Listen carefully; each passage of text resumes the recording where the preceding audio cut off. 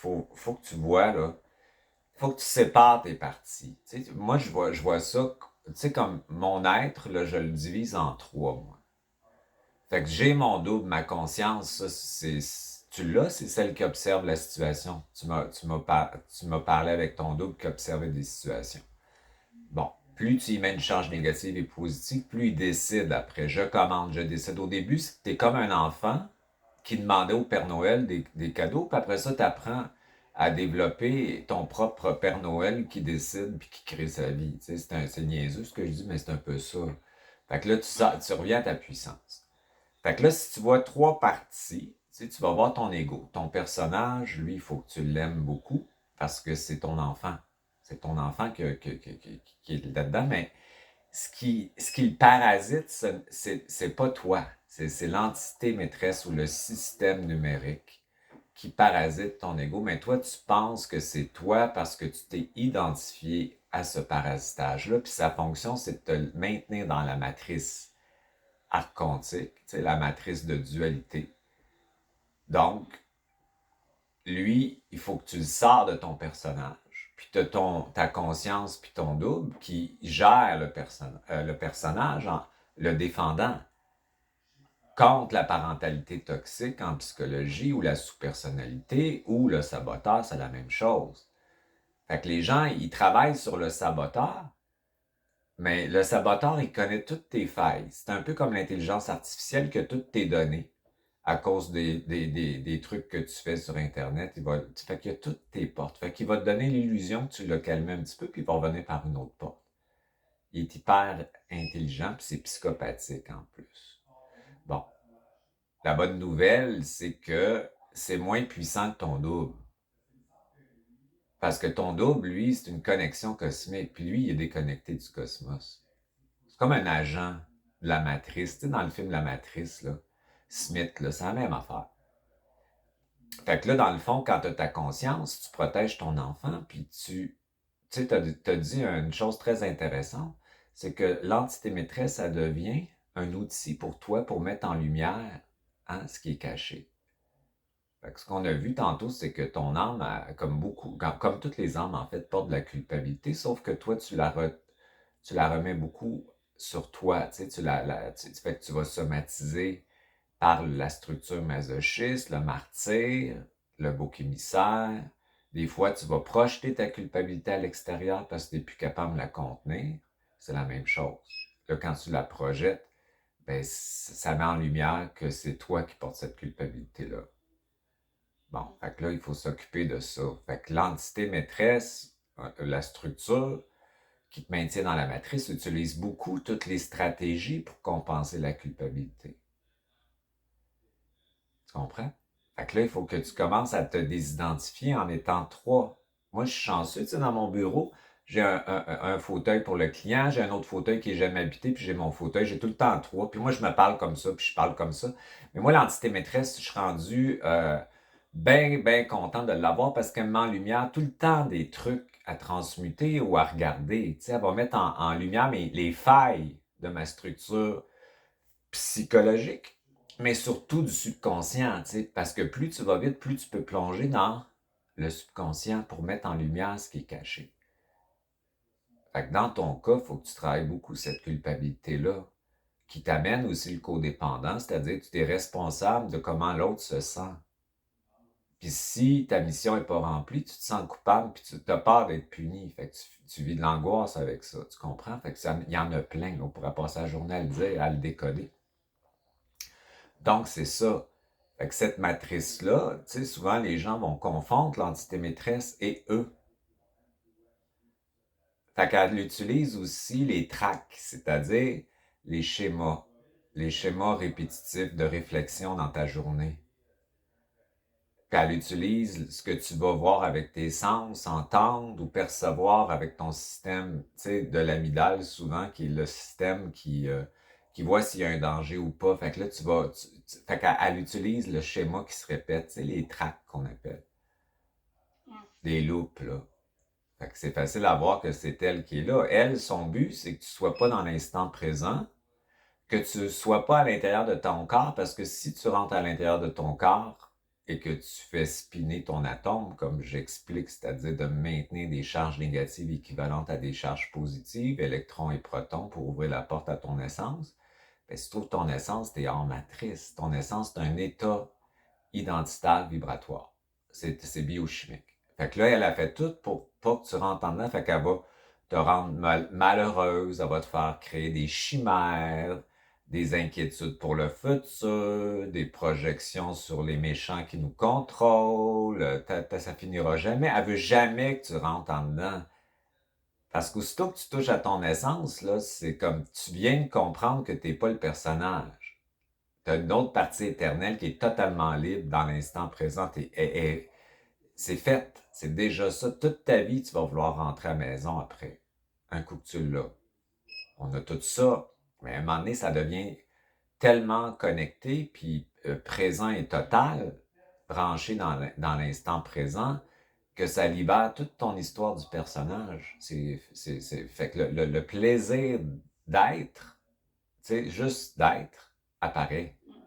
Bon, ben c'est ça. C'est ça qu'il faut avoir avant de décéder, si tu veux, ou partir. Ce qu'on appelle le Merkaba, c'est une vitesse atomique. Dans le fond, c'est l'atome qui spin, qu'on appelle la fusion de l'atome, qui est l'esprit qui émerge dans la cellule. La cellule organique, c'est l'animalité, donc c'est l'âme. L'âme doit être égale à l'esprit.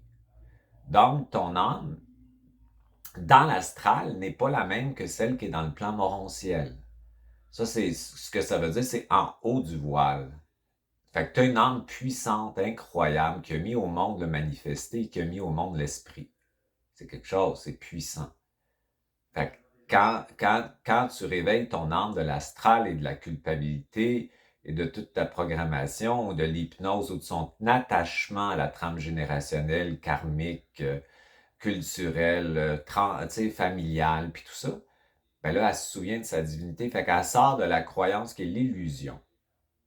Fait qu'elle, quand elle a quitté la petite goutte qui est partie, c'est comme une sphère, puis tu as une petite goutte d'une sphère qui part pour aller explorer un nouveau territoire. Fait qu'on appelle ça la dualité temporaire. Ça veut dire c'est un temps d'involution pour que le corps soit prêt à recevoir l'esprit pour augmenter les brins d'ADN jusqu'à 13. Bon, fait que c'est un chemin. Fait que là, quand elle sort de la croyance puis le détachement, c'est que c'est nous, en fait, qui attachent l'astral. C'est nous parce qu'on est l'âme dans le personnage. L'âme attache l'astral et ce qui est souffrant et même ce qui est toxique.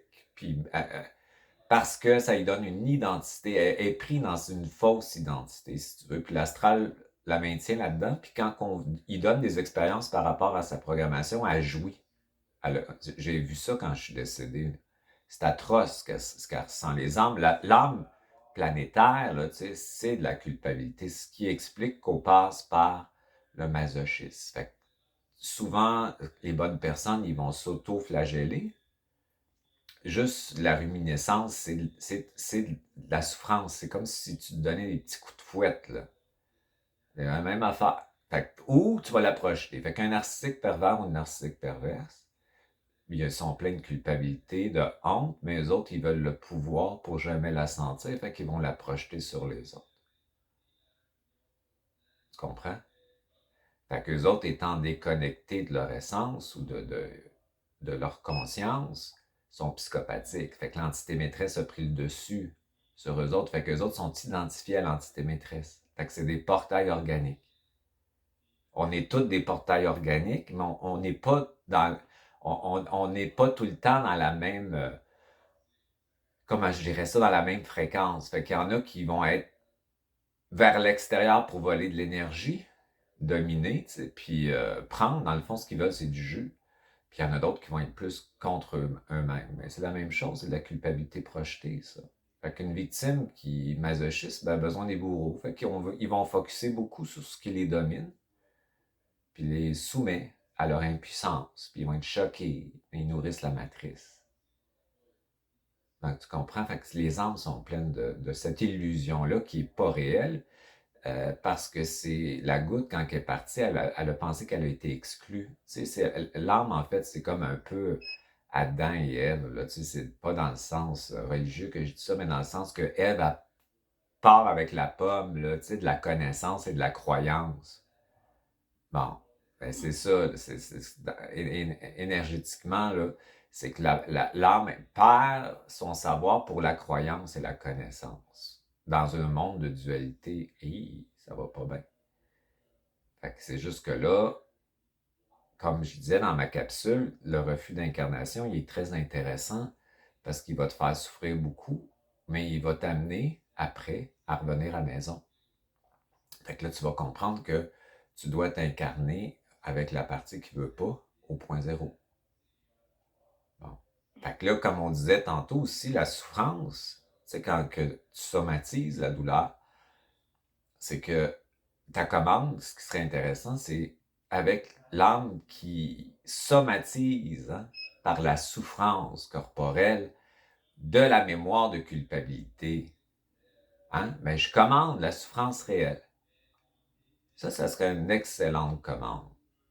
Parce que la souffrance réelle, elle fait partie du réel. Sauf qu'elle est dans l'instant présent. Elle n'est pas une punition et un châtiment pour la mémoire du passé, de cette vie-ci ou une autre vie, ou même de la famille qui vit à travers toi. Fait que ça, c'est intéressant. Fait qu'on somatise psychologiquement, énergétiquement, au niveau de notre être intérieur, de la culpabilité mémorielle. Donc, ça, on pourrait dire que c'est une illusion. On nettoie quelque chose qui se nettoiera jamais. Fait que quand on vient dans le réel, il y a de la souffrance, mais la souffrance est réelle. Elle n'est pas liée à la croyance inconsciente, à la mémoire. Ça, c'est vraiment, c'est intéressant. Puis là, vivre avec le réel, c'est le réel. Fait que c'est pas la même chose, qu'on vit pas de la même façon, puis c'est pas une punition à ce moment-là. C'est pas une auto-punition inconsciente, évidemment, là, quand on parle de ça. Donc, c'est très intéressant de commander ça. Puis, tu tombes pas dans la pensée magique qu'il n'y aura pas de souffrance, puis que tu n'en auras jamais. Tu sais, dans le monde spirituel, occulte, c'est ça, là. Fait que c'est comme s'ils veulent tomber dans l'illusion. Tu vas dire, non, ça fait partie de la vie, mais je veux vivre, percevoir la souffrance réelle et non celle qui est liée au karma, qui est un programme, à la croyance inconsciente d'une mémoire de culpabilité mémorielle qui doit somatiser pour la nettoyer, ce qui se nettoiera jamais parce que la culpabilité que l'homme a ressentie, c'est une illusion. C'est même pas réel. Fait qu'on on souffre pour nettoyer une illusion. C'est ça la matrice. Fait qu'on est pris. Du coup, Ouais, vas-y, pardon. oui, du coup, effectivement, avec c'est une souffrance sans fin qui amène à un épuisement et enfin, ça n'a pas de fin, quoi. C'est Exactement. ça, ça tourne, ça tourne, ça tourne, ça Ouais. tourne, Puis ça la tourne. souffrance, là, c'est pas juste physique, là. C'est de la souffrance, c'est perdre ton temps à réfléchir ta vie quand tu es dans ton quotidien sans être dans l'instant présent, connecté à ta présence. C'est une souffrance, c'est pas réel, ça. Ça, c'est la matrice. Fait qu'on a une vie, ce qu'on appelle la vie matricielle, duel, archontique, astral, puis t'as la vie qui est le champ quantique, qui est une connexion au réel, au présent, à ta créativité, mais à un champ d'information qui émerge de ton atome, de toi, si tu veux, qui est un état de conscience augmenté et qui t'amène du plaisir et de la joie dans l'instant présent. C'est tout simple, là. C'est pas des affaires extraordinaires, là, spirituelles, là. C'est déjà être bien comme ça, c'est extraordinaire. Tu cherches rien, tu veux rien, c'est plein, c'est complet. Qu'est-ce que tu veux de mieux que ça? Puis si tu as ça 3, 4 fois dans la journée, tu es super content. C'est extraordinaire. Tu comprends? Puis là, à chaque fois que tu y vas, ben, tu dis, ce jeu-là, c'est l'entité maîtresse qui parasite mon mental pour me faire quitter ce réel-là, cette complétude-là. C'est pas mon personnage. Mon personnage, je l'aime. Parce que c'est lui qui m'a amené à cette conscience-là, à cette essence-là. C'est grâce à sa résistance, à sa souffrance, à sa quête aussi de trouver quelque chose que je suis rendu là. Fait que jamais je vais le laisser tomber, mon personnage, mais je fais une distinction entre le saboteur, qui n'est pas le personnage, mais qui fait croire qu'il l'est. C'est toute une autre histoire, ça. Fait que quand tu reviens à la maison comme ça, puis tu plonges dans ton subconscient, tu t'occupes pas beaucoup de l'extérieur parce que tout ce que tu vas voir, c'est du mensonge et de l'illusion. Mais tu vas t'occuper du propre mensonge qui est à l'intérieur de toi. Puis ce qui est à l'intérieur de toi et ce mensonge-là, c'est cette voix-là. Cette entité numérique déconnectée de la source, c'est ça, qui te maintient dans la séparation, qui veut pas que tu reviennes dans cette unité-là. C'est sa fonction et elle se nourrit de toi, elle vide tes batteries, elle vide tes reins, ton énergie vitale, jusqu'à vieillir et mourir. Tu comprends? Fait que là, c'est le fun de comprendre que, ah, OK, c'est le personnage, il est parasité, puis moi, je vais m'occuper de prendre soin du personnage, puis de le déparasiter. Puis l'entité maîtresse, au lieu que je serve l'astral, c'est l'astral qui va me servir maintenant. C'est l'astral, c'est l'entité maîtresse qui est une représentation de l'astral. C'est ce qu'on appelle mon ange gardien qui me maintenait dans le troupeau, qui va m'être utile maintenant pour trouver de plus en plus le chemin de ma liberté. Donc, à ce moment-là, le jeu est inversé. C'est qu'au lieu de te faire prendre l'énergie, tu prends de l'énergie. Ça leur prend de l'énergie pour nous parasiter.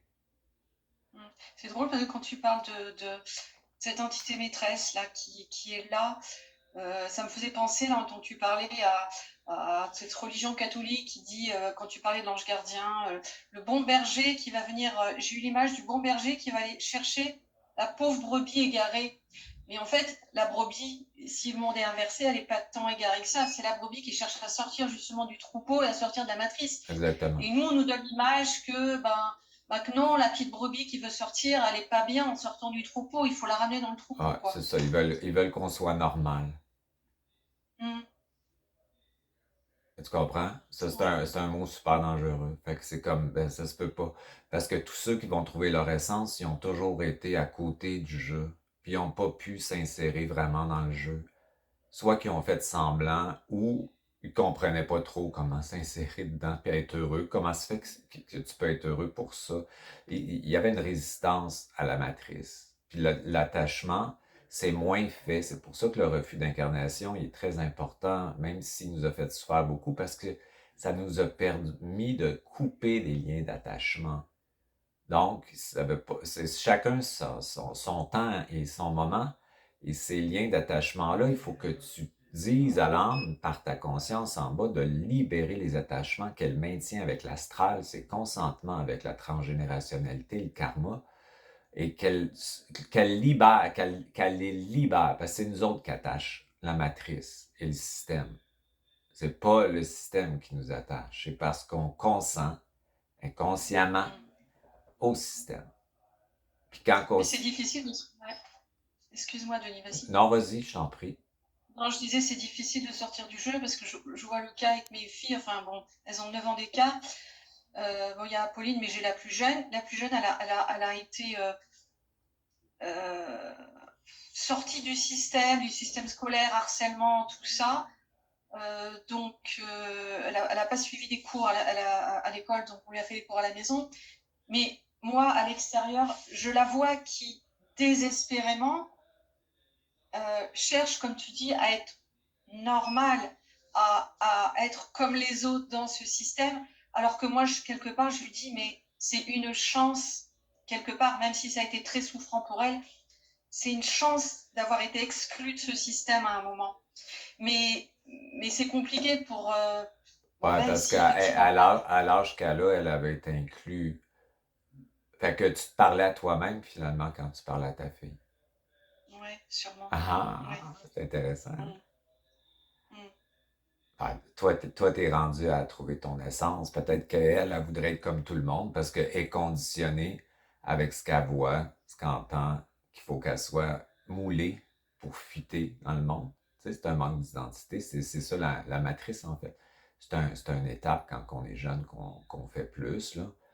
en ayant vécu des petites claques à la gueule, là, tu reviens dans la réalité, puis l'apparence, puis le système qu'on veut que tu sois, ben, t'intéresse plus vraiment, c'est plus vraiment ça, c'est l'être à l'intérieur qui t'intéresse, c'est l'essence des personnes, c'est plus leurs fossiles, puis leur linge, là, c'est plus, tu te comprends, c'est plus important, ces affaires-là. Mais je comprends aussi qu'il y a une étape où ce qu'on veut tellement être comme, mais c'est un grand malheur. C'est un grand malheur. Mm.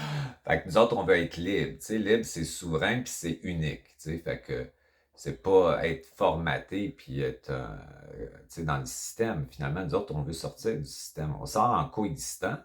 Avec ton double, de plus en plus, tu vas sortir, mais sans réaction émotionnelle. Tu vas trouver ta liberté dans ces prisons-là, puis tu comprends que c'est le jeu, tu sais, puis le jeu, il était à côté du jeu, il te dérange plus à un moment donné. Ça veut pas dire que tu consens au jeu, là, mais il est pas agréable, là. Mais ce qui est en train d'arriver avec l'intelligence artificielle, c'est vraiment nous mettre en lumière ce parasite qui est à l'intérieur de nous, qui nous utilise en nous faisant croire que c'est nous. Ça fait que si tu parles à une intelligence artificielle qui se développe incroyablement vite en ce moment, elle va prendre toutes tes données, puis elle va pouvoir être en relation avec toi, puis tu vas penser que tu es en relation avec quelqu'un. Donc, c'est exactement ça quand on parle de la matrice et du système qui nous parasite au niveau de notre psyché. C'est la même chose, c'est numérique et ça connaît nos failles. Et nos failles, on doit les mettre en lumière pour les transmuter. Ça nous donne la liberté. Puis c'est grâce à elles qu'on les met en lumière, éventuellement. C'est intéressant.